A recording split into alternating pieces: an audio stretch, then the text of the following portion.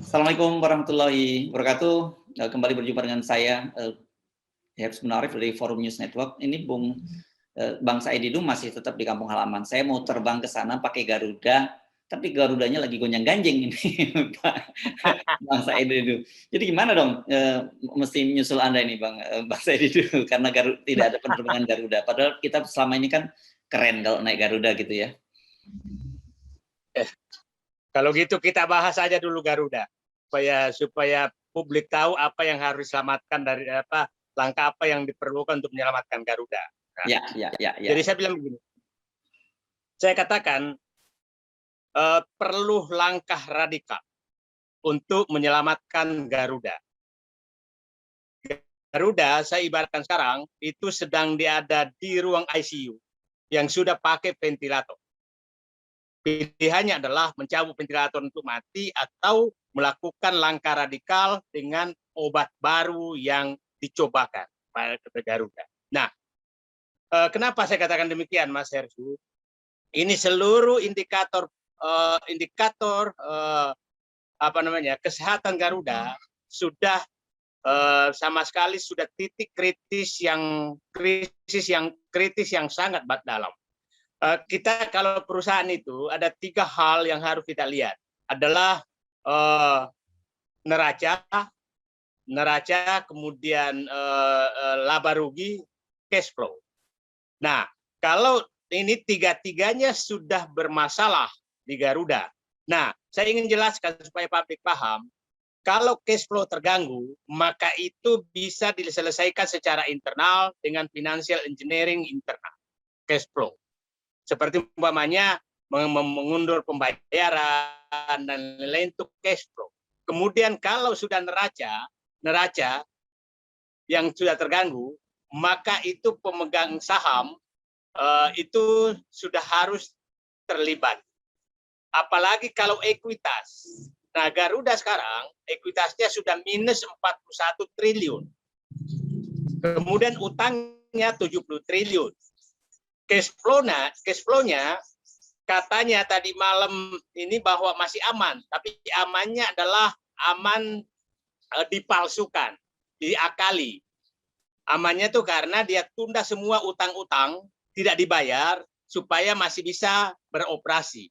Nah, itu sudah tidak aman sama sekali. Jadi Anda bisa bayangkan kalau ekuitas 41 triliun minus utang 70 triliun, artinya Garuda untuk sehat kembali butuh sekitar 111 triliun. 111 triliun itu sudah tidak masuk akal. Nah, bayangkan kalau harga pesawat Boeing 737 yang sering dipakai tuh di Indonesia paling banyak, itu kalau normal harganya 500 miliar, berarti Garuda tuh sudah minus 200 pesawat, minus 200 pesawat. Jadi, nah itu supaya publik lebih paham. Minus 200 pesawat, tapi masih ada pesawatnya. Jadi sebenarnya ini Garuda sudah bangkrut, Mas Hersu. Nah, sekarang di tengah kebangkrutan itu, ini hari demi hari terjadi, pasti semakin minus, semakin utang semakin banyak. Nah, apa yang harus dilakukan? Apa yang harus dilakukan? Tidak ada waktu untuk berdiskusi. Jadi saya sarankan Menteri BUMN menghadap kepada Presiden menanyakan apakah Garuda masih jadi play carrier dan mayoritas sahamnya masih tetap harus dimiliki pemerintah, ataukah Presiden Jokowi menyatakan Garuda dibubarkan saja dan pemerintah lepas tangan, sudah nggak usah, biarkan saja, kalau ada swasta mau ngambil silahkan, itu pilihannya. Kenapa itu perlu? Karena langkah berikutnya berbeda sekali, Mas Hersu.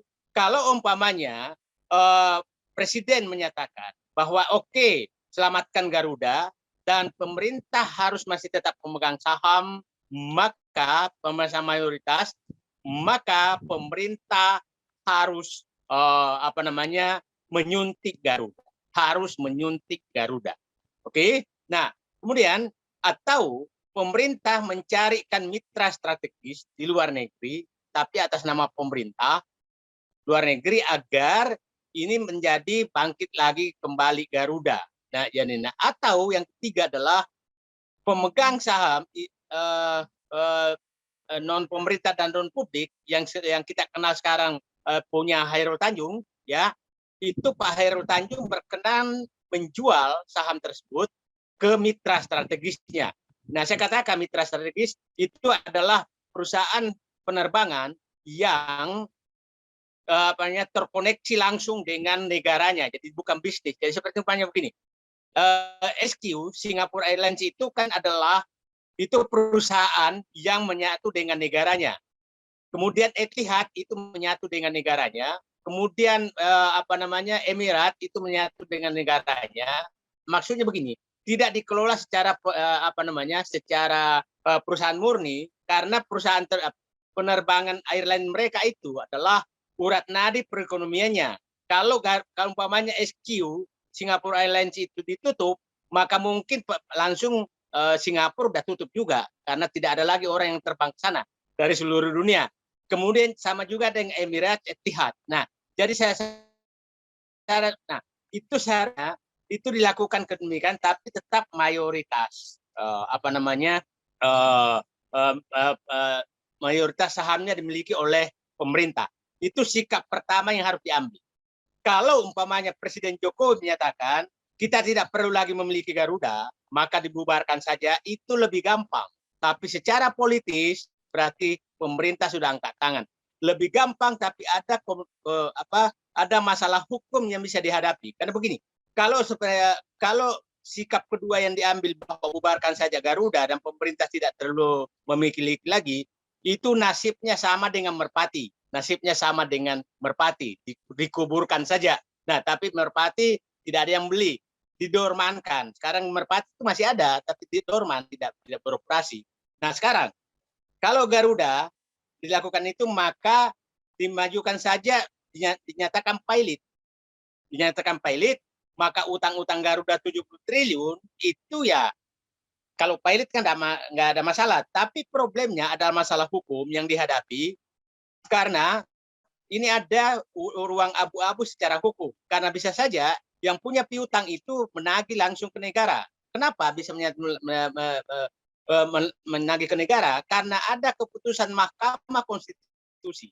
Mahkamah Konstitusi dulu ada pihak dari, termasuk Kementerian BUMN, ada pihak memajukan ke Mahkamah Konstitusi bahwa aset negara yang dipisahkan di BUMN perlakuannya sama dengan perlakuan swasta, tapi ditolak oleh Mahkamah Konstitusi. Nah, inilah yang dulu kita takutkan, kalau itu disamakan dengan aset negara yang tidak dipisahkan, maka kalau ada BUMN yang menghadapi persoalan seperti Garuda ini, maka bebannya akan menjadi beban negara. Tapi itu keputusan Mahkamah Konstitusi, dan itu juga pemerintah saat itu mendukung itu. DPR juga mendukung. Jadi karena mendukung, pemerintah saat itu mendukung, DPR mendukung, maka konsekuensinya adalah apabila Garuda pilot, maka negara harus menanggung utang-utang Garuda. Itu yang risiko. Dan saya dulu yang memperjuangkan agar tidak demikian, tapi kan dianggap salah. Sekarang ya silakan terima konsekuensinya. Itu Mas Hersy. Oke. Ini jadi cukup dilematis ya posisinya, karena tadi kalau Anda menyatakan dijual, kan sekarang ini situasi industri penerbangan di seluruh dunia juga mengalami persoalan.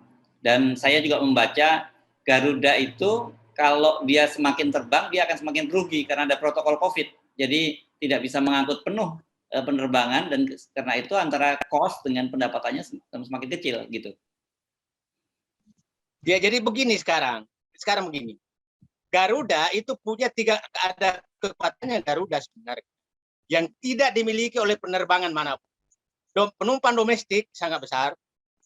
Kemudian ada anak perusahaannya yang cukup bagus, Citylink bagus, JMF bagus. Jadi kalau dijual itu nggak masalah. Jadi menurut saya nggak masalah. Itu nggak masalah bahwa kan begini. Ada juga orang mau terbang tuh kalau protokol COVID-nya walaupun tiketnya mahal, dia merasa aman terbang dengan protokol COVID yang ketat. Ya, nah, jadi nggak apa-apa Citylink bermain dengan protokol COVID yang tidak terlalu ketat seperti halnya airline lain, tapi Garuda main di protokol COVID yang sangat keras. Itu oke saja. Yang kedua ada JMF. JMF itu perusahaan yang sehat sekali gitu. Nah, ya jadi ya. terus Garuda maintenance facility ya. pesawat. Ya. Ya, itu terbaik di Asia itu. Jadi melayani pesawat, tapi memang lagi kendor semua masih sehat. Jadi pemerintah menyatakan kami mencari itu dari luar, saya yakin banyak yang mau, yakin sekali saya. Nah, dan ini Mas Hersu sekarang, jadi Garuda itu sebenarnya katakan langkah radikal yang harus dilakukan adalah langkah radikal yang harus dilakukan adalah satu, Presiden mengambil sikap, itu saya kasih waktu 1-2 minggu, itu harus ada sikapnya. Apakah Garuda tetap flag carrier dengan mayoritas saham dimiliki oleh pemerintah, ataukah Garuda dibiarkan saja, mau bubar mau tidak itu bukan urusan pemerintah, dan pemerintah tidak penting lagi mayoritas sahamnya.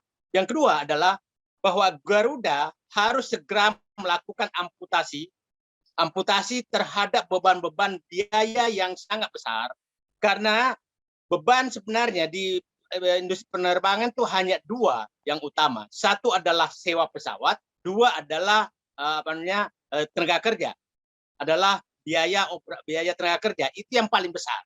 Nah, ini dua-duanya dilakukan amputasi. Caranya adalah bahwa udah benar langkah di Garuda menawarkan pensiun dini. Pertanyaan saya adalah adakah uangnya? Itu yang pertanyaan. Karena utang saya 70 triliun, ekuitas minus, operasional minus.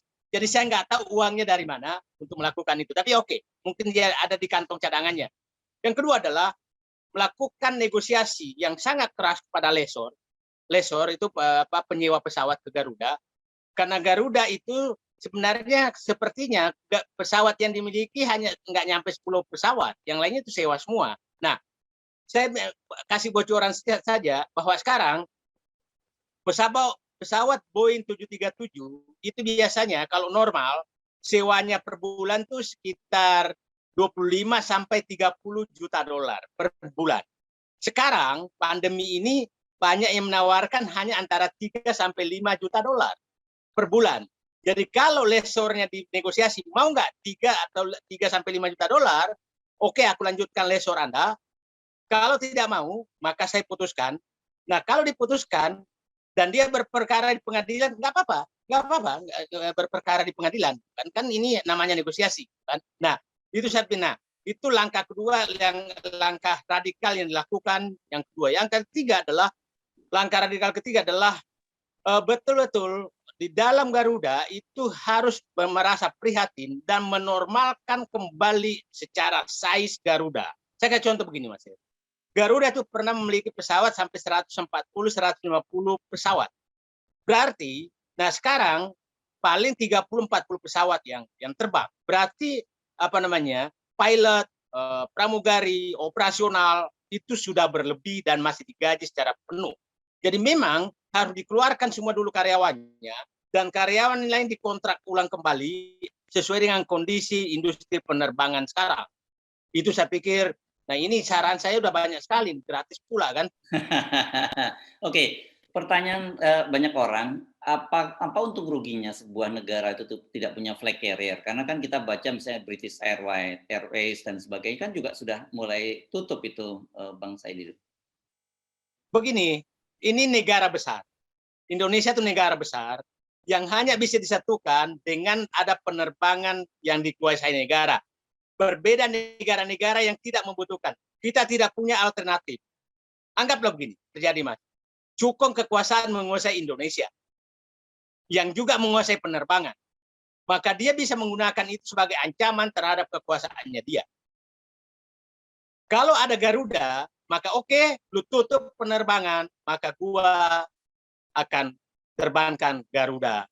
Nah, itu yang harus dipikirkan. Ya. Harus Jadi dipikirkan gitu. Ini jadi orang kalau mau teriak-teriak NKRI harga mati itu salah satunya ini ya, karena dulu Merpati itu seingat saya menjadi tagline-nya kalau nggak salah Jembatan Nusantara ya. Betul. Nah, jadi NKRI harga mati itu satu adalah penghubung udara Kalau tol laut lama lah, masih mau ngirim makanan dari Papua seminggu.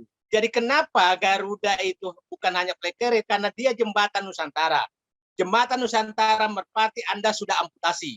Sekarang jembatan Garuda jangan dihilangkan, kan itu berbedanya.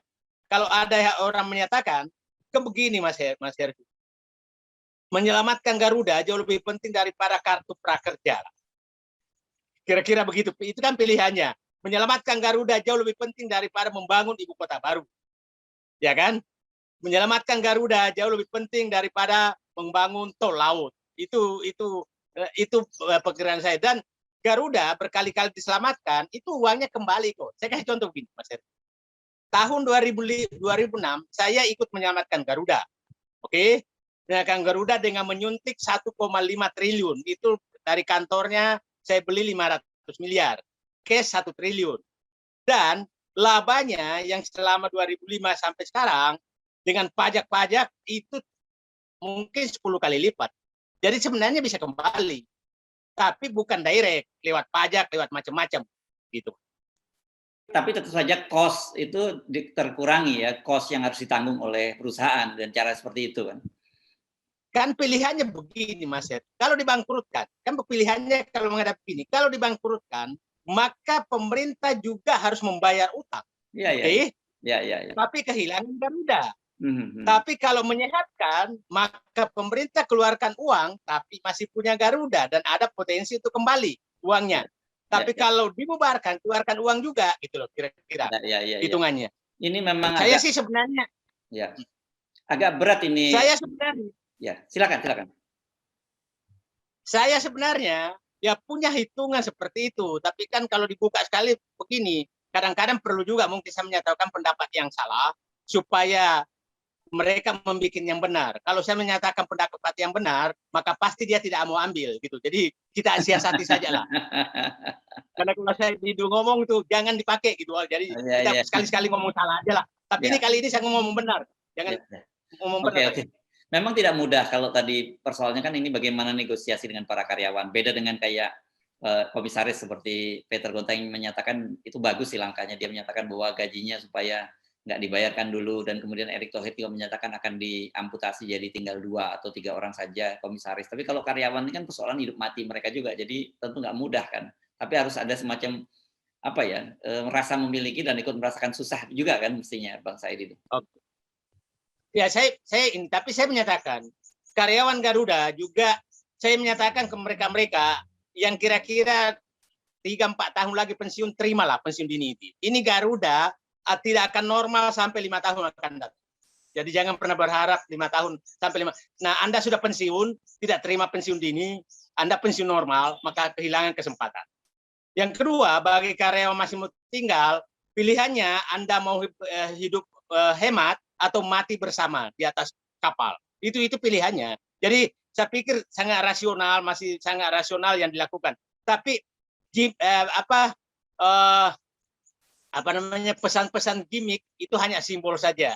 Itu tidak simbol saja bahwa ada keprihatinan. Tapi jadi saya berharap Pak Erick Thohir minta waktu ke Presiden, menanyakan sikap ke Presiden dalam waktu satu minggu.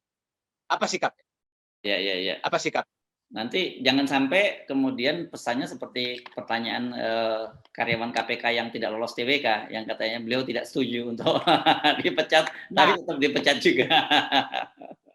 Yang problem ini kan kita udah biasa mendapatkan pernyataan terbalik. Gitu. Jadi Pak Erick kalau ketemu Pak, tolong Pak, ini pernyataan benar atau pernyataan kebalikannya gitu. Jadi Bapaknya menyatakan begini, saya menyatakan Garuda tetap harus ada dan dikuasai oleh negara, maka Pak Erick harus nanya, Pak ini benar nggak? Itu harus ditanya, benar nggak? Dapat terjadi kebalikannya. Oke, mudah-mudahan sekali ini benar Bang Said itu. Ya, terima kasih. Terima kasih. Assalamualaikum. Waalaikumsalam.